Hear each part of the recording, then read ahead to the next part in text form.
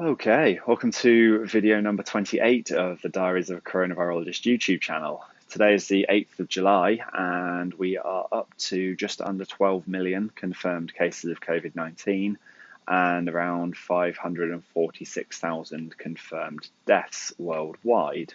So just before I get into the video tonight, I want to do a couple of words on housekeeping things. So I'm trying to, at the minute, put out a video every week, at least one video every week, which generally I'm trying to record on a Wednesday and post on a Thursday. Wednesday seems to just always fall as one of the days where I have a little bit less going on in the lab and have a little bit more time to find in the evening to do these videos. Hopefully I'm going to keep that going as I move forward, but I may not put one out next week because I might be taking a bit of time away from the lab to have some rest and recovery time to come back and do all the work we've got to do with some renewed vigor and some renewed energy. But while I'm away, I am going to start looking into a little idea I've been toying with, which is to, in addition to having the YouTube channel, put out this information in the form of a podcast. So I'd still put the videos out, but my idea is to try and extract the sound from the videos, so just me talking as I do on the videos, host that as a podcast available for download. People are slowly going back to work and things like that with the end of lockdown in places, albeit we may end up locking back down, but for the time being people might be starting to get commutes again and things like that. So I've been thinking that maybe having an audio version of this would be an additional way to digest the information if you're finding it useful. So I'll keep posted on whether that actually happens and if I'm going to follow through with the idea, but just to say there may be a new way to get this information soon enough if you're finding it valuable. Okay, so for the topic tonight, I want to talk a little bit about something that was brought to my attention by my dad today. So a couple of days ago, a professor from the University of Oxford was interviewed in, I believe it was the Telegraph, stating on the back of some evidence from various studies that maybe the virus didn't originate in China. Now, I'll talk about this in a lot more detail at the end, but I don't think there's anything compelling in these studies to say that the virus didn't come from China. I think that's a big jump. But the studies are very interesting, and they're actually a little bit older than the last couple of days. They're more back from June time. But I hadn't ever talked about them on the channel, and looking at them in a bit more detail as I have today, it's quite interesting stuff. So I thought I'd just do a quick video on them. So the countries in question here are Spain, Brazil, and Italy. Now, I'm not going to go too much into the Italy story because it hasn't been published, seemingly, or at least I haven't been able to find the primary research on it. I've just found news reports. Maybe I didn't dive deep enough into what I was finding, but none of the news reports had any links to the original research.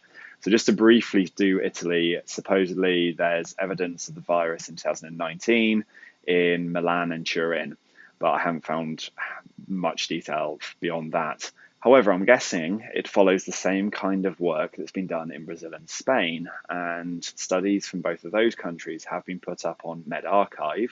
So MedRxiv is like bioRxiv. These are preprint servers, not peer-reviewed, but a place where you can put data out much quicker because you don't have to wait for peer review to happen. So I can dive into those in a little bit more detail and talk about why they're interesting. So before I go into each study in specific detail, I just want to talk generally about what was done because they both follow a very similar pattern, as I say. So they're looking at sewage water collected during the period that there's been outbreaks, so collected in 2020 in springtime, and then also looking at banked samples from 2019, and then performing PCR on those samples. So I've talked about PCR on the channel before when I talked about testing, because this is how the tests are being performed when looking for people that are actively infected. So when the nasal swabs are taken, that ultimately ends up in a PCR detection of the virus. But just to go over it again, it's a way to look for evidence of the genetic material of the SARS2 coronavirus in any given sample. So be that a nasal swab or sewage water, as was done in these studies. And just as a quick recap on the way the PCR works, the virus of SARS2, or SARS coronavirus 2, is made up of RNA, and that contains all the genetic material to make new virus particles. In the lab, we can convert that RNA into DNA through a process called reverse transcription. So the proper terminology is reverse transcription, PCR, RT-PCR, and I'll explain what PCR stands for in a second. So we can convert the RNA into DNA, then you just have a strand of the viral genome in a DNA form, and then we can perform polymerase chain reaction on that. So that's the PCR, so RT-PCR. And the way the PCR works is we have primers specific to parts of the genome. So a primer is a short stretch of DNA of known sequence, so around 20, 21 bases of DNA. And that is perfectly complementary to a part of the viral genome. So the way DNA goes, A's, T's, C's, and G's, and A binds to T, C's binds to G, and reverse. So you can pair things up. So if there's a sequence that goes A, C, C, the complementary sequence to that would be T, T, G, G, and an A, C, C would bind to a T, T, G, G. Sorry if I mixed up those letters.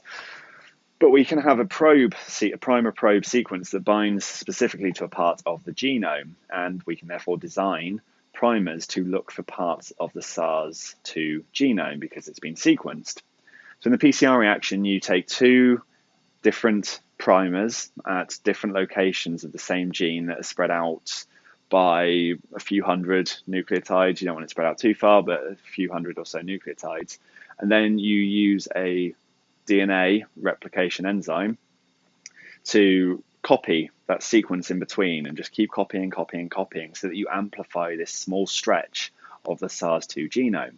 And as you make more and more copies of that bit of genome, fluorescent molecules in the reaction will bind to that DNA and you'll get an increase in your fluorescent signal as you continue to copy.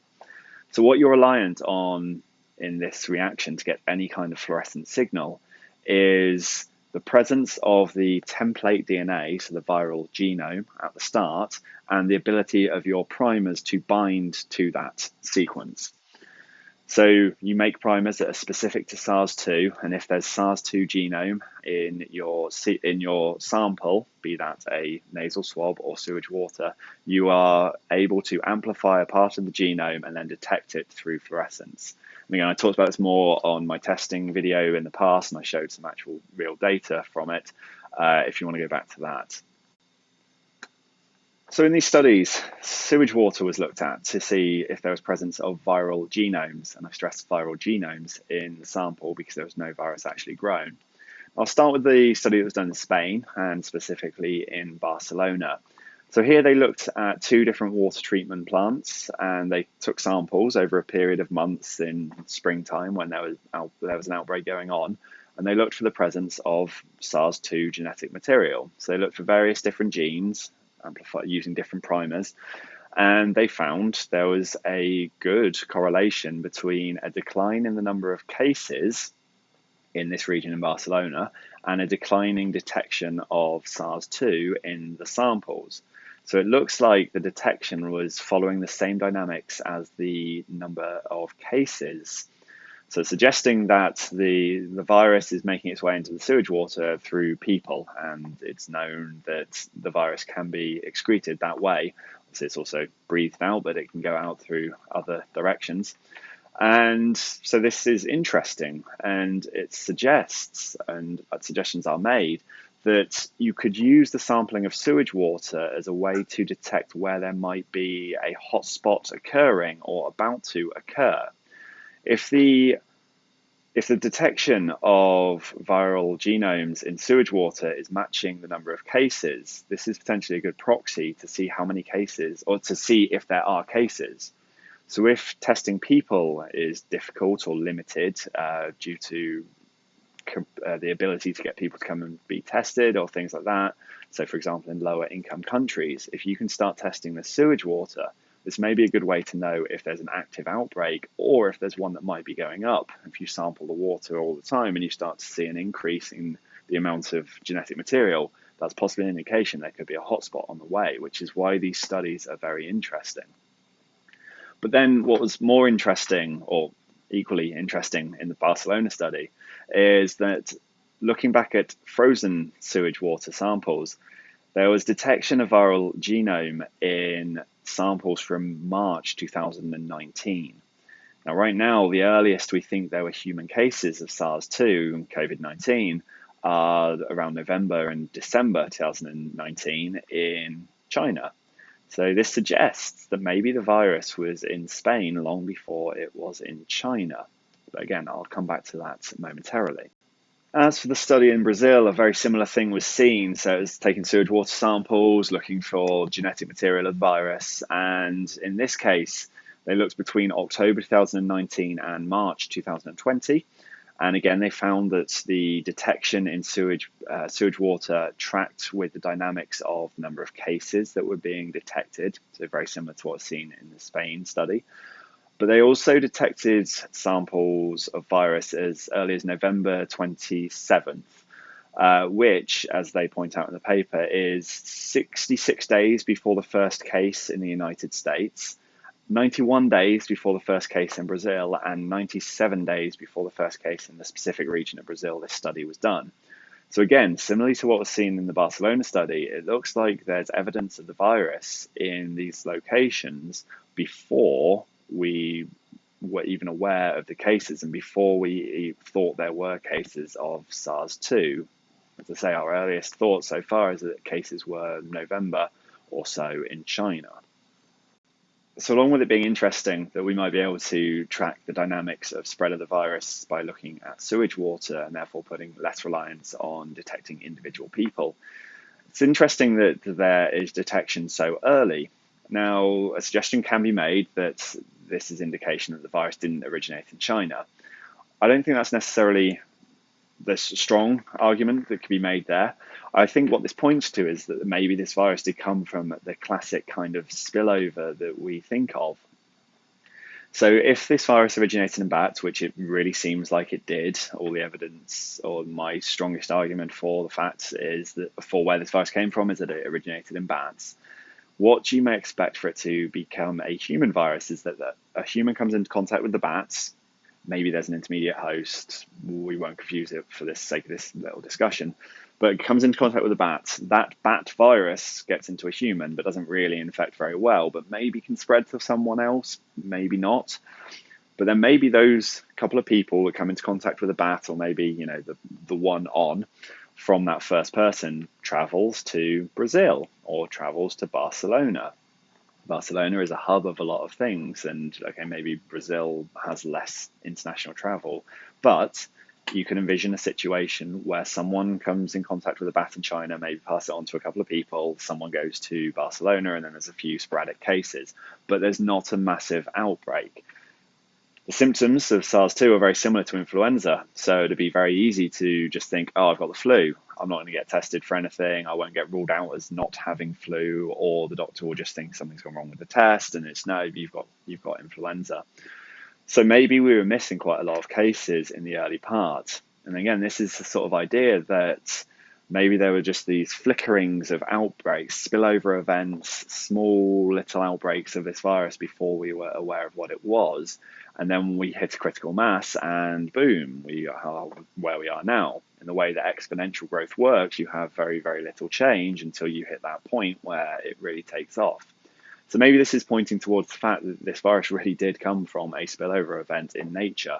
And this is some of the evidence. The more we study, the more we may find that there is evidence of this virus from long before we realized, or at least close ancestors of this virus. Because here's the other important part. When I was talking about PCR, I was really trying to stress the fact that you're only looking at certain little parts of the genome. You're not looking at the full genome.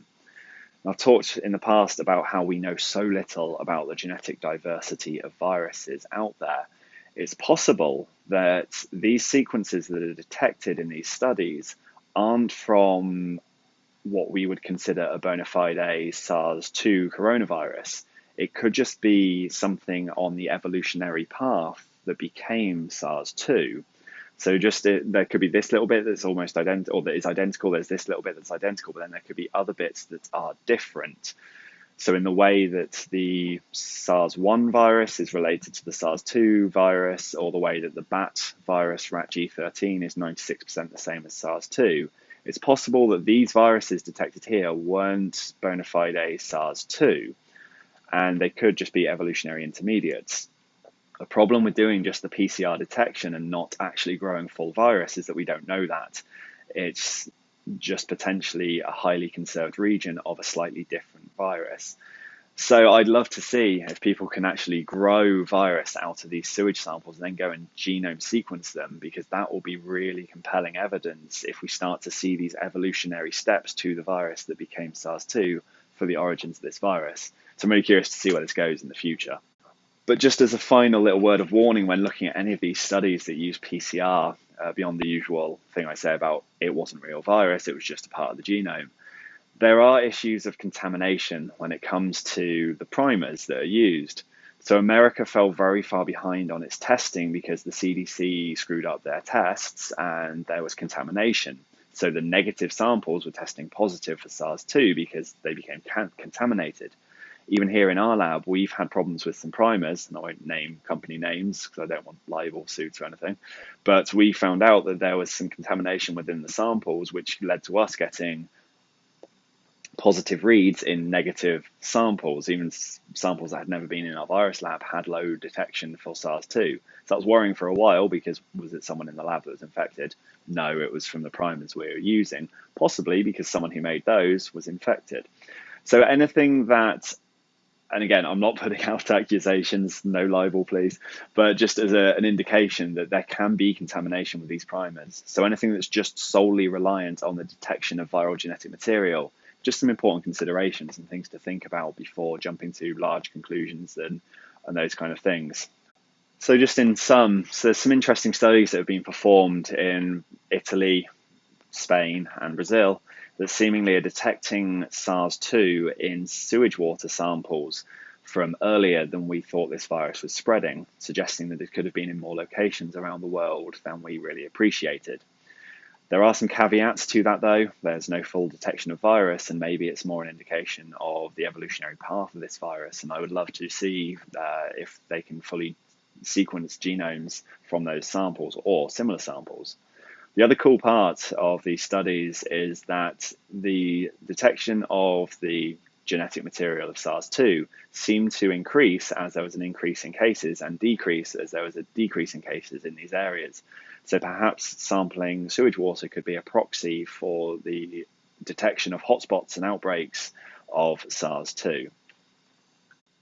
Anyway, thank you for watching. As always, if you found the video useful or informative and interesting, please drop a like for the YouTube metrics and share it with anyone who may take value from it. Feel free to leave comments and questions down below. I am admittedly very bad at actually responding to them. I'm trying to get better and trying to carve out time to do it. So hopefully I'll be a bit more engaged with that moving forward. But a better place to engage with me, if you are so inclined, would probably be on my Twitter feed. I always link to that down in the description to these videos, so feel free to follow there and see some of the other stuff I post about coronaviruses that don't necessarily get into the video. And as always, please stay safe, wash your hands, wear a mask, and keep calm and carry on. We will get through this pandemic.